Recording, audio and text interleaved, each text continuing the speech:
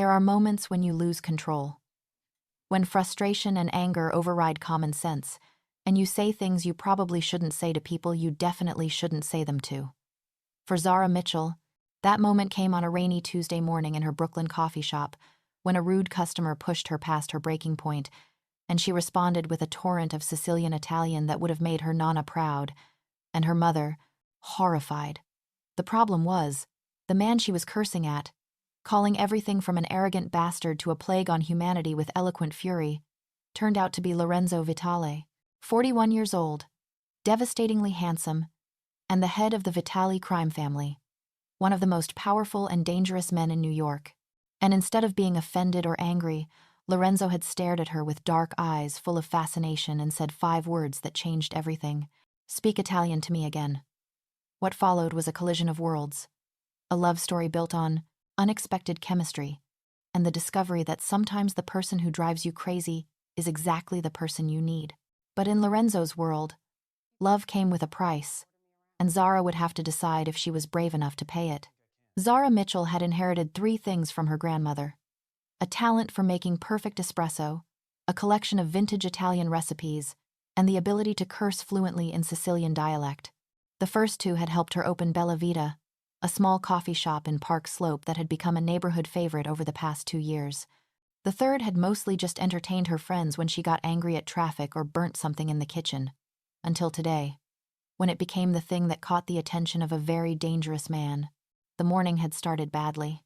Zara's assistant manager had called in sick, her espresso machine had been temperamental, and a water pipe had burst in the basement, requiring an emergency plumber she couldn't really afford. By 10 o'clock, she was running on 3 hours of sleep, 2 cups of coffee, and the last threads of her patience, which was when he walked in. Tall, probably 6'3", wearing a black suit that screamed money and a watch that probably cost more than her rent. Dark hair touched with silver at the temples, sharp cheekbones, and eyes so dark they were almost black. He was objectively gorgeous, the kind of man who made women stop and stare. But he was also clearly used to getting whatever he wanted immediately, and Zara had exactly 0 patience for entitled rich guys this morning. He'd walked past the line of 5 people waiting for their orders, had stepped directly to the counter, and had said, "Double espresso." Now, Zara had looked up from the latte she was making, had raised an eyebrow. "There's a line. You can wait like everyone else." "I don't wait." His voice had been deep, accented slightly, carrying the weight of someone accustomed to obedience. "Well, you're going to today." End of the line. Something had flickered in his dark eyes. Surprise, maybe. People probably didn't say no to him often. "I'm in a hurry." So is everyone else. Line. Now. The other customers had been watching this exchange with barely concealed interest. One woman had whispered to her friend, clearly recognizing the man, though Zara had no idea who he was. But Zara had been too tired and too frustrated to care about his feelings or his schedule. The man had stared at her for a long moment, then had done something unexpected. He'd smiled, just slightly, and had stepped to the back of the line. "As you wish." Zara had finished the orders ahead of him, had taken her time because spite was a powerful motivator. And finally, 15 minutes later, he'd reached the counter again. "Double espresso." "Please." The please had been added with just enough sarcasm to make Zara's jaw tighten. She'd made his espresso perfectly because she took pride in her work, had set-planted, ticket in front of him. $6. He'd pulled out a money clip, had peeled off a $100 bill. "Keep the change." "I don't need your pity tip." Zara had pushed the bill back. $6 or use a card." His eyes had narrowed. "It's not pity. It's appreciation for good coffee. Then appreciate it by paying the correct amount and not acting like your money makes you special."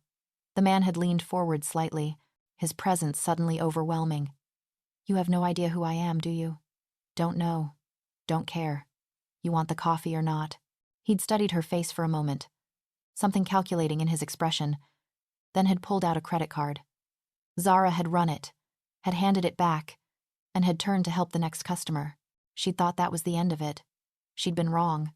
20 minutes later, the same man had returned. He'd walked past the line again, had set his empty cup on the counter. Another one. Same way. Same line as before. Zara had said without looking up. "I'm a paying customer. I'm requesting service." And I'm requesting you follow the same rules as everyone else. The rules don't apply to me. And that's when something in Zara had snapped. The lack of sleep. The stress. The entitled attitude. She'd looked up at him and had said in perfectly fluent Sicilian Italian, "Then maybe you should go somewhere else where they tolerate arrogant bastards who think the world revolves around them. You're not special here. You're just another rude customer who can't follow simple instructions. Now get in line or get out of my shop before I throw you out myself." The effect had been immediate and unexpected. Every person in the coffee shop had gone silent. The man had stared at her with an expression she couldn't read, and then slowly, deliberately, he'd smiled. Not a polite smile, but something predatory and intensely interested. "Say that again." "Excuse me?" In Italian. "Say it again." His voice had dropped lower. Become almost intimate despite the public setting. Every word. Zara had felt heat rush to her face, suddenly aware that she might have made a terrible mistake. "I'm not your performing monkey. If you want entertainment, go somewhere else." "I'm not asking for entertainment." He'd leaned both hands on her counter, had looked directly into her eyes. "I'm asking because in 20 years of living in this country, you're the first person outside my family who's spoken to me in Sicilian dialect. Real Sicilian, not the textbook Italian everyone learns. And you used it to call me an arrogant bastard. Which is fair, I suppose. I was being difficult. You still are being difficult. Probably." His smile had widened. "But now I'm fascinated. Where did you learn to speak like that?" "My grandmother. She was from Palermo. Insisted I learn proper Italian. Said it was part of my heritage." "Your grandmother has good taste. What's your name?" "Not your business." "Fair. I'm Lorenzo. Still, don't care. You will." He'd straightened up, had adjusted his cuffs. "I'll be back tomorrow. Same time. And you're going to speak Italian to me again. I'm going to throw you out again is what I'm going to do. We'll see." Lorenzo had turned to leave, then had paused at the door. "That was the most interesting conversation I've had in months. Thank you for that." And then he'd been gone, leaving Zara standing behind her counter, confused and somehow more awake than she'd been all morning. Her regular customer, Sarah, had appeared at the counter immediately. "Do you know who that was? Some entitled rich guy?" "That was Lorenzo Vitali." As in, the Lorenzo Vitali. As in, the head of the Vitali family. Zara's stomach had dropped. She'd heard the name. Everyone in New York had heard the name. The Vitali family controlled everything from the waterfront to the construction unions, had connections to every level of city government, and had a reputation for being both sophisticated and absolutely ruthless. And she'd just cursed out their boss in his native language. "Oh God, am I going to be killed?" Sarah had laughed, though it had sounded nervous. "I don't think so." He seemed amused more than angry. "But maybe don't curse at Mafia bosses in the future? That would have been helpful information before I insulted him. You didn't know? I've been running this place for 2 years and barely have time to sleep. When would I have time to memorize the faces of local criminals?" Zara had spent the rest of the day alternating between anxiety and anger. Anxiety that she'd made an enemy of someone dangerous. Anger that his reputation was supposed to make him immune to basic courtesy. By the time she'd closed the shop at 8 o'clock, she'd convinced herself that Lorenzo wouldn't actually come back, that it had been a weird, one-time interaction, that she could forget about it and move on with her life. She'd been wrong about that too. The next morning, at exactly 10 o'clock, Lorenzo had walked through her door. Same suit, different color, same overwhelming presence, same dark eyes that seemed to see everything. He'd walked directly to the counter, had ignored the line completely, and had said in Italian, "Good morning, Zara. How do you know my name?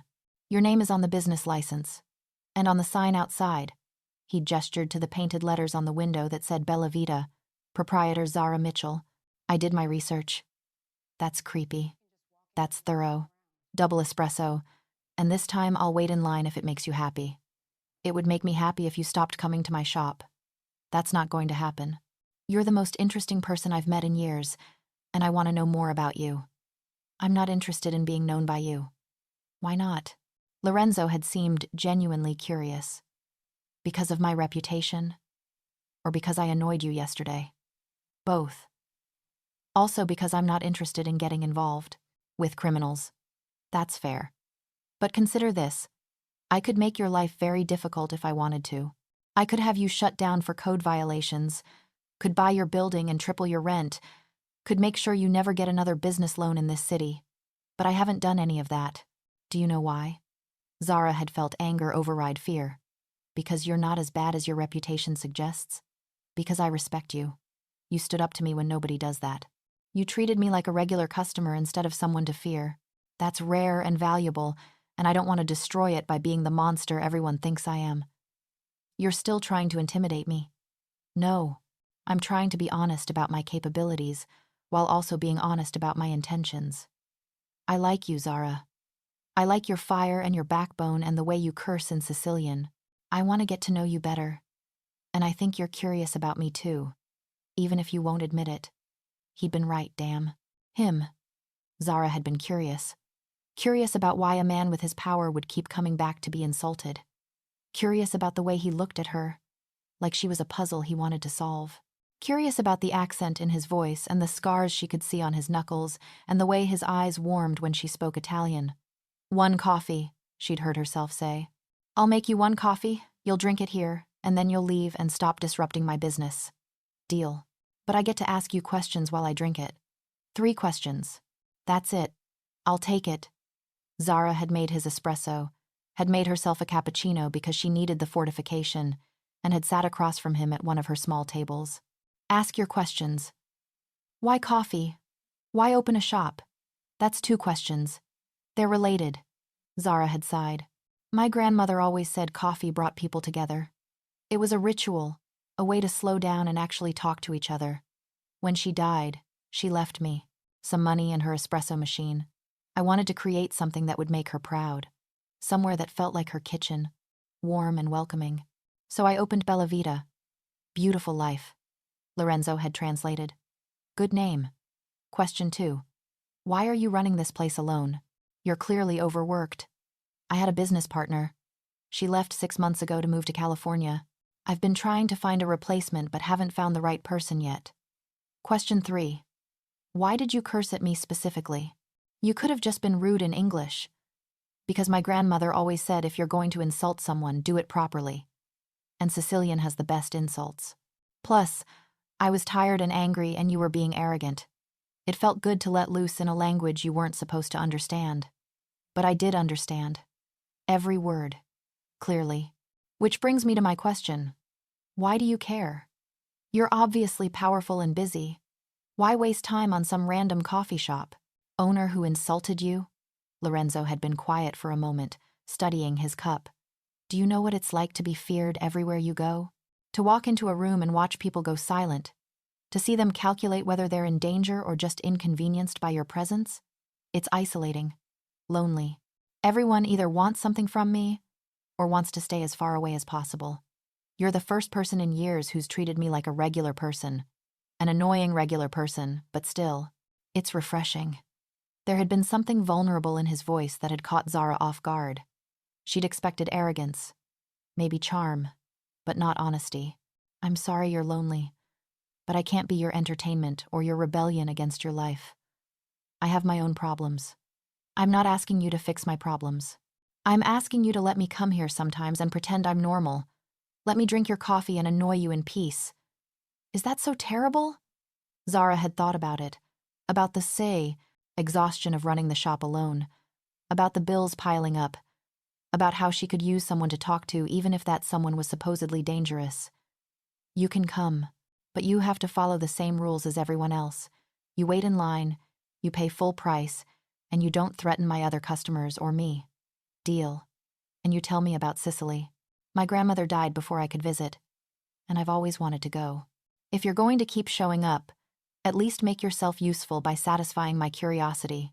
Lorenzo's smile had been genuine this time, reaching his eyes. I can do that.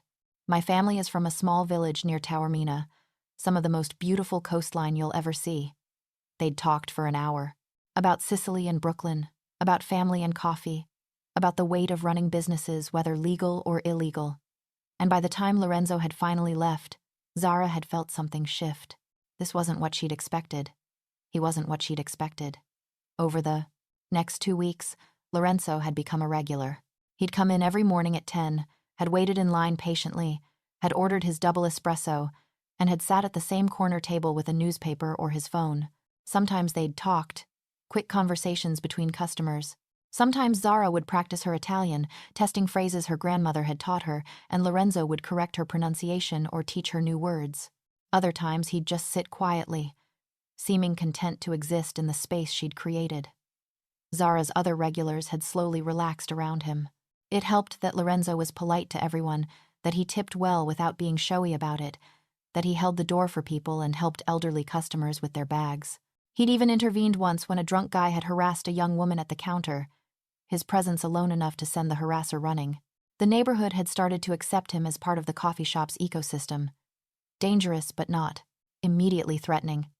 But Zara was starting to realize she was in trouble, because Lorenzo was charming when he wanted to be, intelligent, and surprisingly funny. He'd tell her stories about Sicily that made her laugh, would bring her pastries from an Italian bakery in the Bronx that reminded him of home, would stay late sometimes to help her close up even though she kept insisting she didn't need help. And when he spoke Italian to her, his voice dropping into that rich accent, Zara felt something warm and dangerous curl in her stomach. "You're falling for him," her friend Maya had said one evening after the shop had closed. Maya had stopped by with wine and takeout, her usual method of ensuring Zara actually ate real food. "And don't try to deny it. I've known you since college. You have that look." "What look?" "I'm trying not to like someone but failing miserably. Look, it's very distinct." Zara had groaned. "This is such a bad idea. He's literally a criminal. A mafia boss. I should be running away, not looking forward to seeing him every morning." "But you do look forward to it." "Unfortunately, yes. He's different than I expected. Thoughtful. Kind, even. Today he brought me tea because I mentioned my throat was sore. Yesterday he fixed my broken chair without me even asking. Last week he left a book on my counter. Something about Sicilian cooking, because I'd mentioned wanting to expand my pastry selection. Those are all very sweet gestures from a very dangerous man." "I know, which is why this is complicated. Because I like him, Maya. I really like him. But I can't ignore what he does. The things he's probably done." Maya had squeezed Zara's hand. "Have you asked him about his work?" "No. I'm afraid of the answer. Maybe you should ask. Maybe understanding his world is the only way to decide if you can live with it." 3 days later, after the shop had closed and they were alone, Zara had asked, "Tell me about what you do." "The real version, not the sanitized one." Lorenzo had set down his cup carefully. "You sure you want to know?" "No, but I need to." "Okay." He'd taken a breath. "My family controls several legitimate businesses, construction companies, waste management, a few restaurants and nightclubs. We also run less legitimate operations, gambling, loan services for people who can't get traditional bank loans, protection for businesses who prefer our methods to relying on police. It's organized crime, Zara. That's what it is. I don't hurt people for fun. I don't deal drugs. I don't traffic in anything that preys on the truly vulnerable. But I'm not innocent either. I've done things I'm not proud of, ordered things that keep me up at night sometimes. I'm not going to lie to you about that. Have you killed anyone?" "Yes. Not recently, and never without cause. But yes." Zara had felt her heart hammering. This was the moment to walk away, to protect herself. "Why are you telling me this? You could lie. I'd probably believe you. Because you deserve honesty. If this," he gestured between them, "is going to be anything more than casual acquaintanceship, you need to know who I am. All of who I am. And then you can decide if you want to keep letting me into your life." "Why do you want to be in my life? You could have anyone." "I don't want anyone. I want you." Lorenzo had said it simply, like it was obvious. "You make me laugh. You challenge me. You don't care about my money or my power. You speak Italian to your espresso machine when you're frustrated. You named your shop after your grandmother. You work 16-hour days and still find time to help the homeless guy who sleeps in your doorway. You're beautiful and brave, and you make me want to be better than I am. That's why." Zara had looked at him across the table, at this complicated, dangerous, somehow gentle man who'd worked his way into her daily routine and her thoughts. "I can't date a mafia boss. That's insane." Probably. People will talk. Your enemies might target me. I have excellent security, and people are going to talk anyway. Might as well give them something real to discuss. This could end badly. Or it could end well. We won't know unless we try. Lorenzo had reached across the table, had taken her hand carefully like she might pull away. I know I'm asking for a lot. I know my life is complicated and dangerous. But I promise you this. I will always be honest with you. I will always protect you. And I will never ask you to compromise who you are or what you believe in. You can keep your shop, keep your independence, keep your life exactly as it is. I just want the chance to be part of it. Zara had looked at their joined hands, at the contrast between his scarred knuckles and her coffee-stained fingers. This was crazy. This was impulsive. This was probably the worst decision she'd ever make. One date. We'll go on one date, somewhere public, and I'll decide if this is something I can handle. Deal. Friday night. I'll pick you up at 7. I'll meet you there. I'm not giving you my address until I'm sure you're not secretly terrible.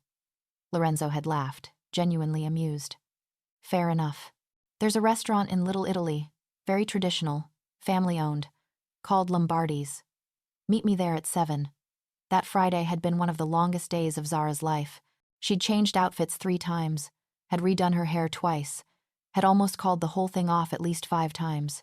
But at 6:45, she'd found herself walking into Lombardi's, wearing a simple black dress and the gold necklace her grandmother had left her, nervous and excited in equal measure. Lorenzo had been waiting at a corner table, standing when he saw her, his eyes warming with appreciation. You look beautiful. You clean up nice too. He did. Dark gray suit, navy shirt open at the collar, hair styled but not overly done. Sophisticated and dangerous in equal measure. They'd ordered wine, had studied menus, and then Lorenzo had said something in rapid Italian to the server, who'd responded in kind, both of them smiling. What did you say? Zara had asked. I told him to bring us the chef's favorites, that we'd trust his judgment. You okay with that? Depends on what he brings. What he'd brought had been incredible. Fresh mozzarella and tomatoes, homemade pasta with a ragu that tasted like someone's grandmother had made it, braised lamb that fell off the bone, cannoli that made Zara close her eyes with pleasure. And through it all, they'd talked. About everything and nothing. About childhood and dreams, about the weight of family expectations and the freedom of building something yourself. My father wanted me to be a lawyer, Lorenzo had said. Said the family needed legitimate fronts, people who could navigate both worlds. I tried for a while, even went to law school, but then my father was killed and suddenly I had to take over. Everything. I was 23, way too young.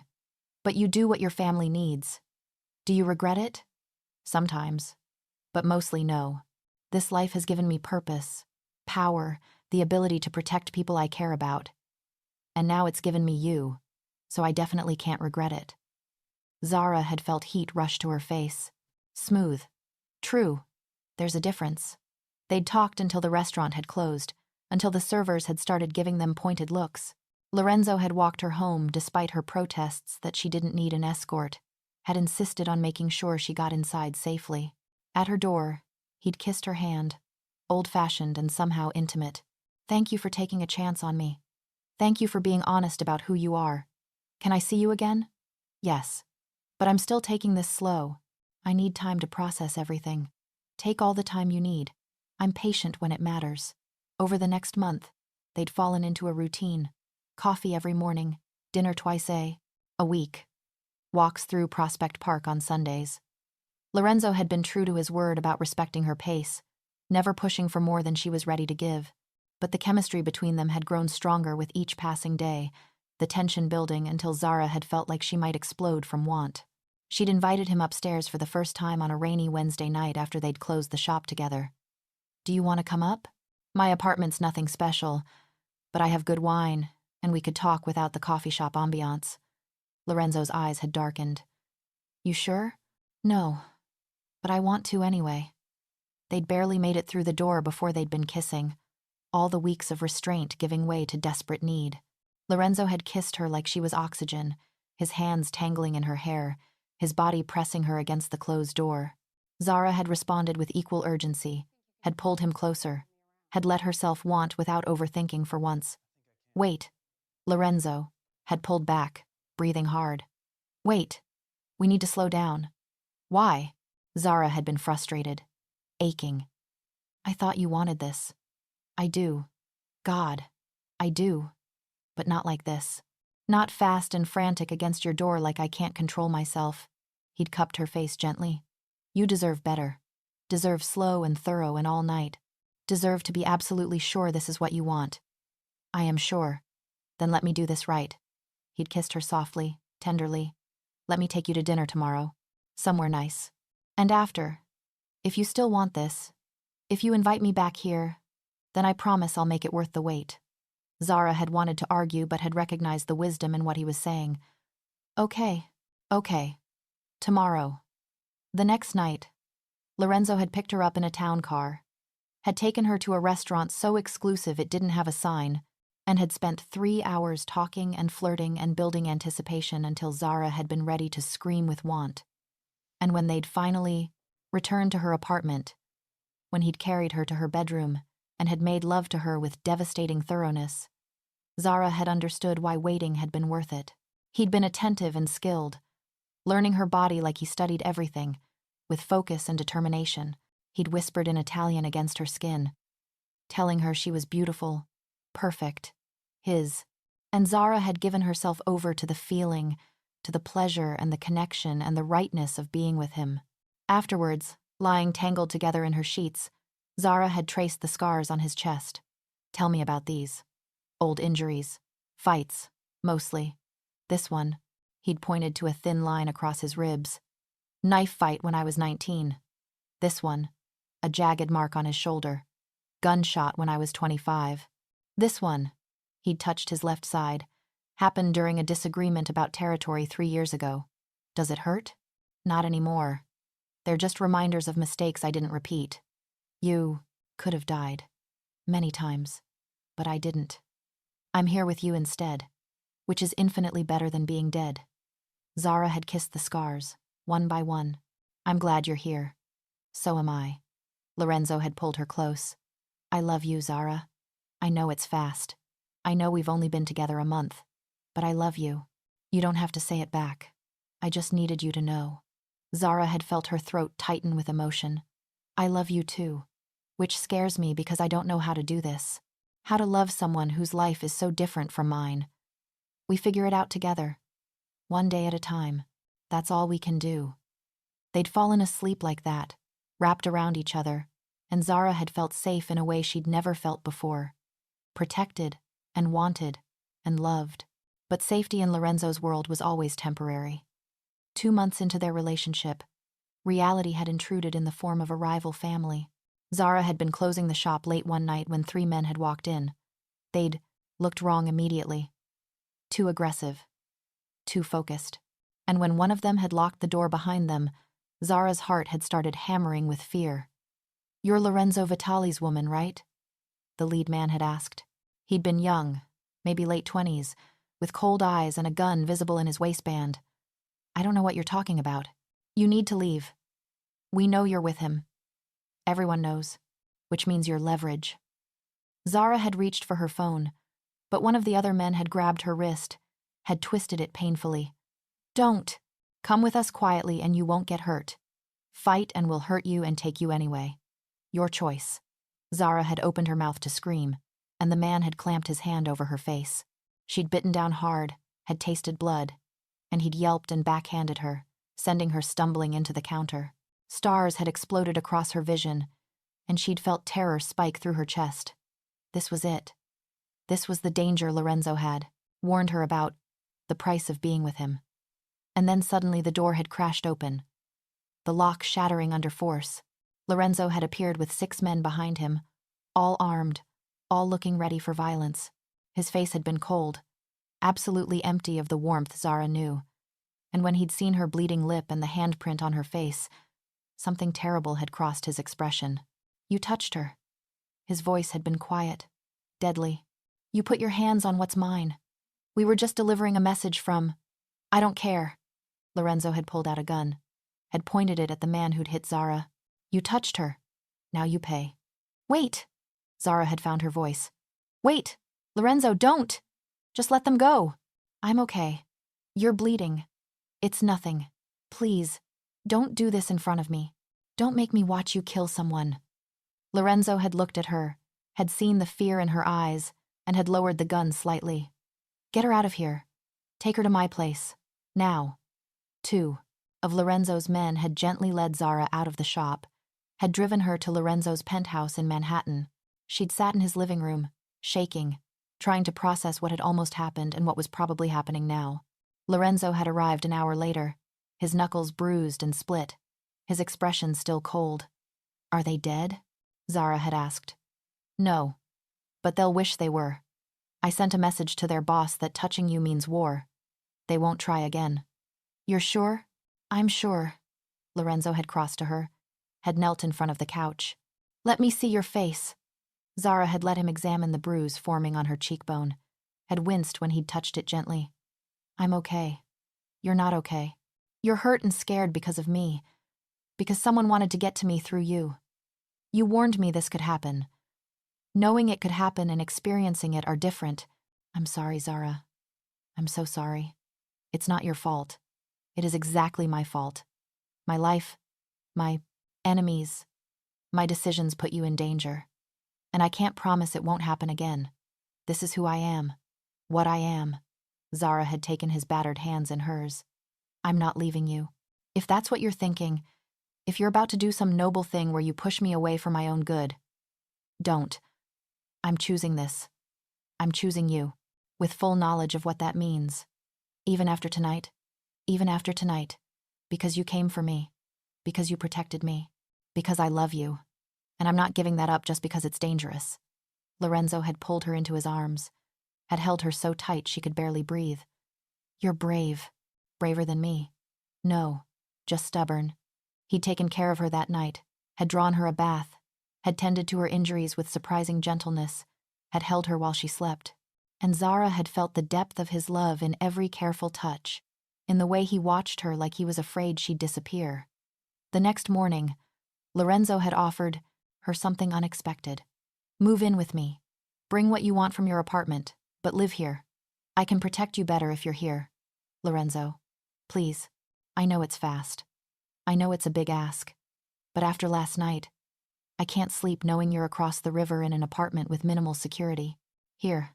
I have people watching every entrance. Cameras, everything. You'd be safe, and I'd be able to breathe. Zara had thought about it, about her small apartment versus this sprawling penthouse, about independence versus safety. What about my shop? Keep it. I'll assign someone to watch it discreetly. No one will bother you there again, but come home to me every night. Please.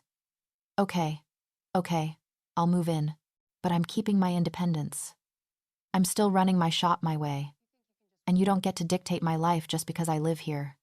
Wouldn't dream of it. You're too fierce to be controlled. I just want you safe and with me. Zara had moved in that week, had been surprised by how easily they'd fallen into living together. Lorenzo had been respectful of her space, had made sure she had her own office for working on the shop's accounts, had even set up a small kitchen area where she could experiment with recipes. He'd encouraged her to decorate however she wanted, had told her this was her home now, not just his. Life had settled into a rhythm. Mornings at the shop, evenings together. Sundays exploring the city or staying in bed late. Lorenzo had introduced her to his inner circle slowly, had made sure everyone understood that Zara was off limits and under his protection. His mother, Sophia, had been wary at first but had warmed up after one conversation where Zara had spoken Sicilian and had complimented Sophia's cooking in her grandmother's dialect. You're good for my son, Sophia had said at a family dinner 3 months later. He smiles more, laughs. I haven't seen him happy like this in years. He's good for me too, Zara had replied. Honestly. Makes me feel safe. Challenges me. Loves me without trying to change me. That's how it should be. You keep each other balanced. 1 year after that first morning when Zara had cursed Lorenzo out in Sicilian, they'd returned to Bella Vita together. The shop had thrived, had expanded to include a small bakery section where Zara made traditional Italian pastries using her grandmother's recipes. Lorenzo had helped with the expansion, had used his connections to get permits expedited, and had introduced Zara to suppliers who gave her wholesale prices on the best ingredients. They'd sat at the same corner table where they'd had their first real conversation, drinking espresso and watching the morning crowd.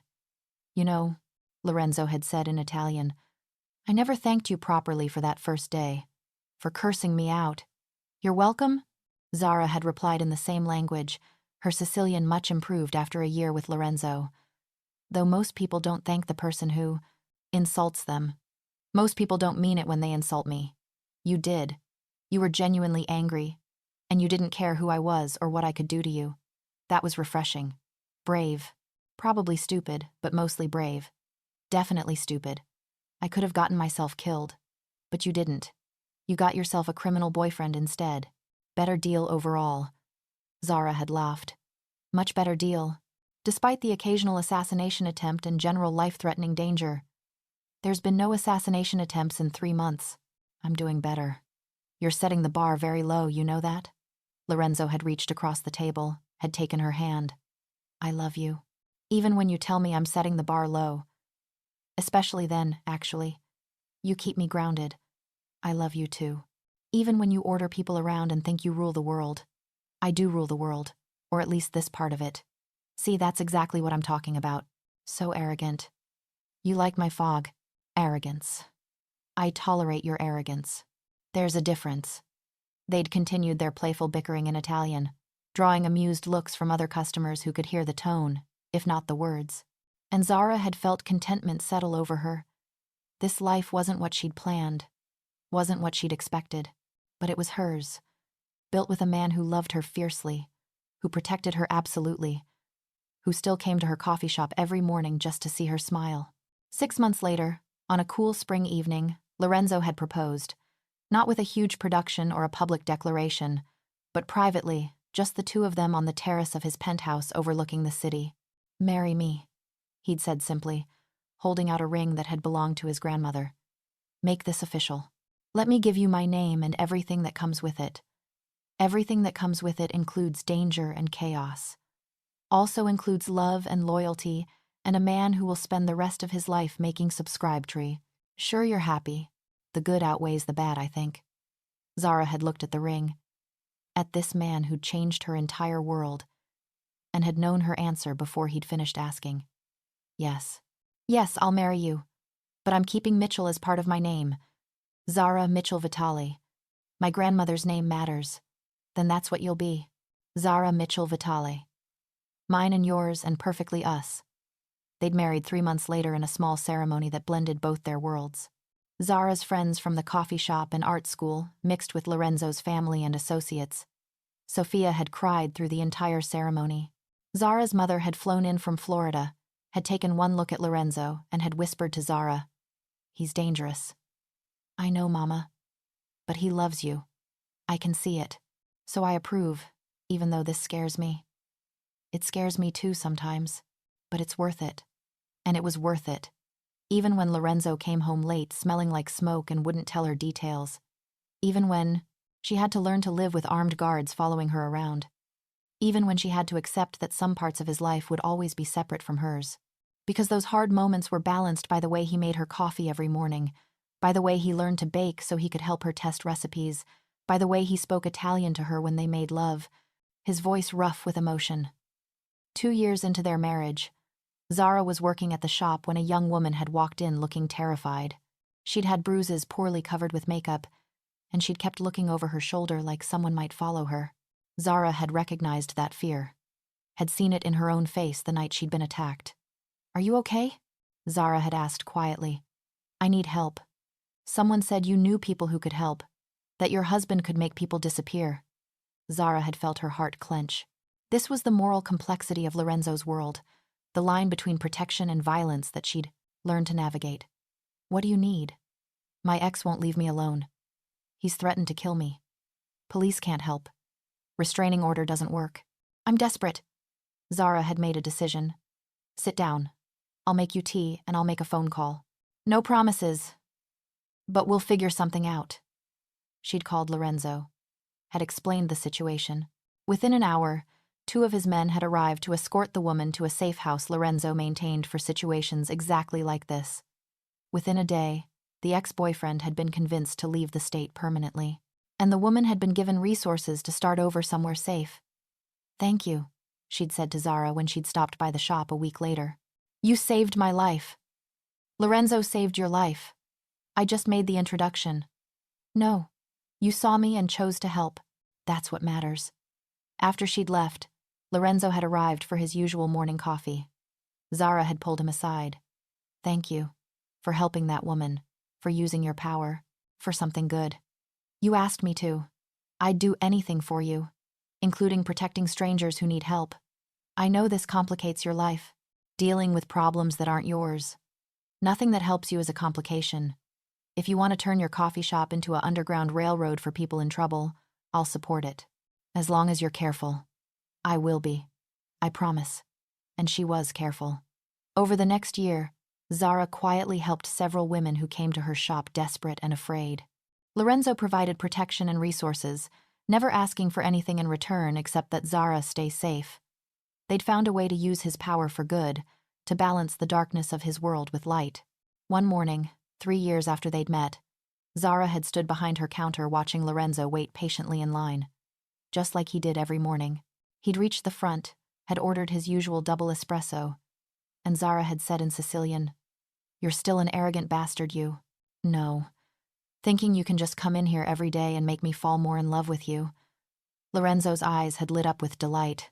"Speak Italian to me again," he'd demanded, leaning over the counter. "Tell me exactly how much you love me. In detail. With proper grammar. You're insufferable. You love me anyway." "Unfortunately, yes. Deeply. Completely. Against all logic and reason." "That's what I thought." He'd kissed her across the counter, gentle and claiming, "Ti amo, Zara, today and always. Ti amo, Lorenzo, even when you're impossible." And, as Zara had made his espresso, as she'd watched him settle at his usual table with his newspaper, she'd felt gratitude wash over her. Gratitude for that angry morning 3 years ago when she'd cursed out a stranger in Sicilian. Gratitude for Lorenzo's fascination instead of anger. Gratitude for the complicated, dangerous, beautiful life they'd built together. Because sometimes the person you curse at becomes the person you can't live without.